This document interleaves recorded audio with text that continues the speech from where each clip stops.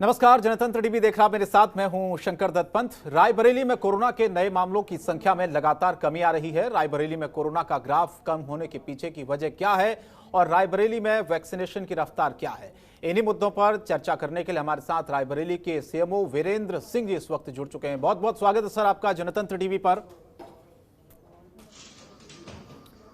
धन्यवाद। वीरेंद्र जी, सबसे पहला सवाल मेरा यही है, क्योंकि स्थिति जो लगातार कोरोना की पिछले कुछ दिनों से भयावह होती जा रही थी, रायबरेली की स्थिति थोड़ा सा आपसे समझना चाहेंगे।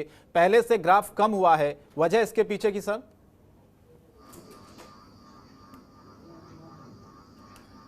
देखिए, रायबरेली का ग्राफ ही कम नहीं हुआ, हमारे पूरे प्रदेश का ग्राफ कम हो रहा है। और इसके पीछे एक सधी हुई रणनीति है जो हमारे प्रदेश सरकार की है, और हम लोगों का काम है केवल उस नीतियों का पालन करना और उसको अमल में लाना। जी बिल्कुल। क्या मानते हैं वीरेंद्र जी कि जो सख्त पाबंदियां लगाई गई थी, नाइट कर्फ्यू से लेकर लॉकडाउन से लेकर, वो चीजें सफल हुई हैं इस बार काफी हद तक? जी बिल्कुल।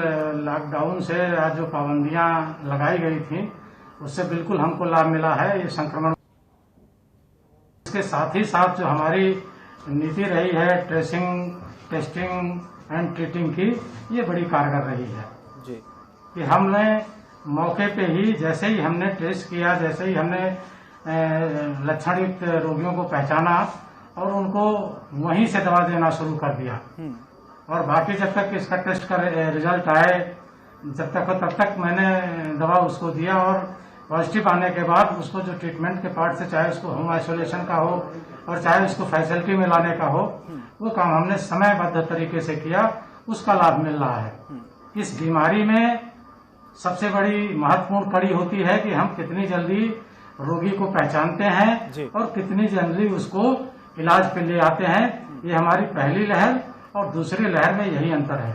दूसरी लहर में हम जितनी जल्दी रोगी को ट्रीटमेंट पे ले आते हैं, हमारी सफलता की दर उतनी ही अधिक बढ़ जाती है, और इस काम को करने की कोशिश हम लोग कर रहे हैं और काफी हद तक सफल है जी।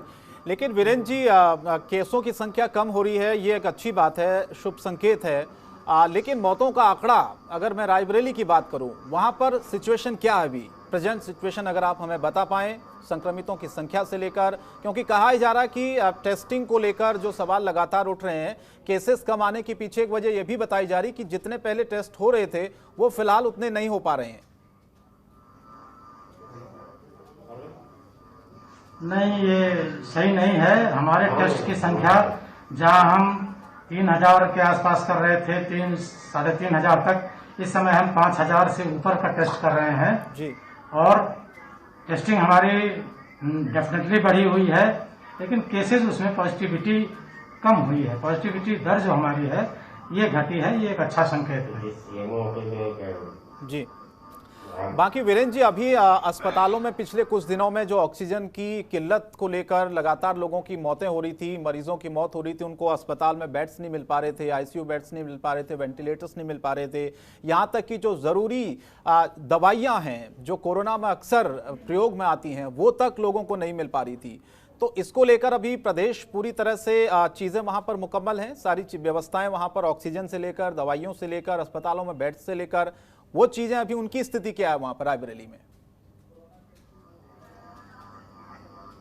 नहीं, आपका कहना सही है कि ऑक्सीजन के लिए दिक्कतें हुई थी, लेकिन रायबरेली जनपद में हमको प्रशासन का बहुत अच्छा सहयोग मिला, और उसका नतीजा रहा कि इस जनपद में ऑक्सीजन की किल्लत नहीं होने पाई, कोई ऐसी स्थिति नहीं आने पाई कि हम ऑक्सीजन ना दे पाए या ऑक्सीजन का बेड ना दे पाए।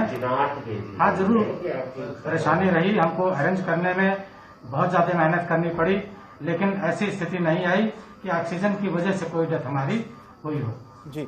एक चीज वीरेंद्र जी आपसे समझना चाहेंगे, जिस तरह से जनवरी फरवरी में हमने देखा था कि केसों की संख्या बिल्कुल कम सी हो गई थी, और अचानक से हमने देखा कि वो अगले 1-1.5 महीने में यह आंकड़ा इतनी तेजी से फैलता हुआ नजर आया कि किसी को समझ ही नहीं आया कि क्या करें। हर तरफ हमने देखा कि हॉस्पिटलों में मारामारी सी, ऑक्सीजन को लेकर, दवाइयों से लेकर, रेमडेसिविर इंजेक्शन को लेकर। आप क्या वजह मानते हैं सर आप कि अचानक से केसों का बढ़ना और पहले से अगर हमारी तैयारियां दुरुस्त रहती तो शायद इस सिचुएशन को हम संभाल लेते। जिलेवार तरीके से, राज्यवार तरीके से, चाहे किसी भी स्टेट की मैं बात करूं, अगर थोड़ी सी तैयारियां हमारी पहले रहती तो ये सिचुएशन जो अभी बनी, फिलहाल कई लोगों की जानें गई, इसको संभाला जा सकता था। क्या मानते हैं आप, चूक कहां पर रहेगी, कमी कहां पर रहेगी हमसे? देखिए, बीमारी है, ये लहरों में चलती है। सबसे बड़ी दिक्कत यही है कि लहर आई और लहर बहुत तेज आई। इसकी गति और इसकी तीव्रता दोनों इतनी ज्यादा थी कि लोगों को संभालने में जरूर दिक्कत हुई, टाइम लगा, थोड़ा सा परेशानी भी हुई। लेकिन ये अच्छी बात है कि रायबरेली जनपद में हमने अपने कोई हॉस्पिटल बंद नहीं किए थे। हमारा हॉस्पिटल कंटिन्यूअस चालू था। जरूर केसेज हमारे 0 पे आ गए थे, लेकिन उसी बीच में लहर आई तो हमको ये इसका बेनिफिट मिला कि हम केस को भर्ती करने में या उसको टैकल करने में, हैंडल करने में हमको उतनी ज्यादा परेशानी नहीं हुई जितनी हो सकता है और लोगों को करनी पड़ी। वीरेंद्र जी, गांव में जो केसों की संख्या बढ़ती जा रही है, रायबरेली के आसपास के जो गांव हैं वहां पर क्या स्थिति है सर? नियंत्रण है सब कुछ? वहां पर जो व्यवस्थाएं, चाहे हम ऑक्सीजन की करें, ऑक्सीजन कंसंट्रेटर की करें, दवाइयों की करें, आसपास जो जिला अस्पताल है उनकी व्यवस्थाओं की करें, तो क्या स्थिति है वहां पर? और गांव में कोरोना जो लगातार फैलता जा रहा है, जो संक्रमण की दर बढ़ती जा रही है पिछले कुछ दिनों में, उस पर किस तरह से लगाम लगाई जा रही है? उसको रोकने के लिए क्या प्रयास किए जा रहे हैं? अगर प्रयास हैं तो वो कितने सफल होते आपको दिख रहे हैं वहां?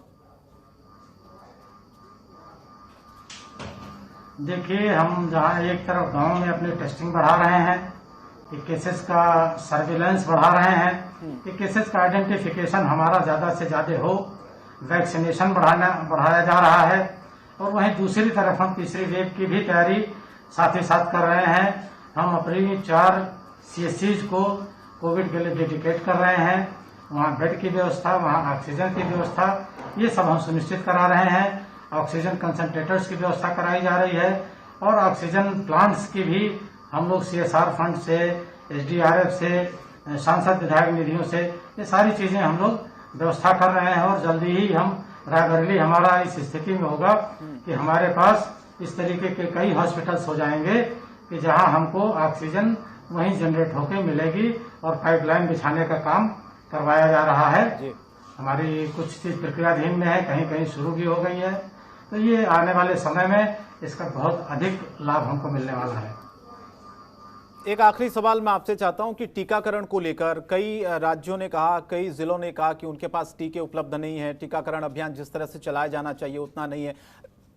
तो रायबरेली में क्या सिचुएशन है? टीकाकरण अभियान किस तरह से चल रहा है? क्या वहां पर भी टीकों की कमी है?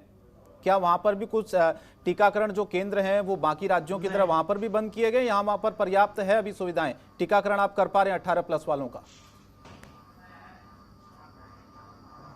नहीं, टीकाकरण हमारे यहाँ चल रहा है, लेकिन अभी हमारे यहाँ 18+ का स्लॉट नहीं दिया गया है। हमारे जनपद को भी नहीं शामिल किया गया है।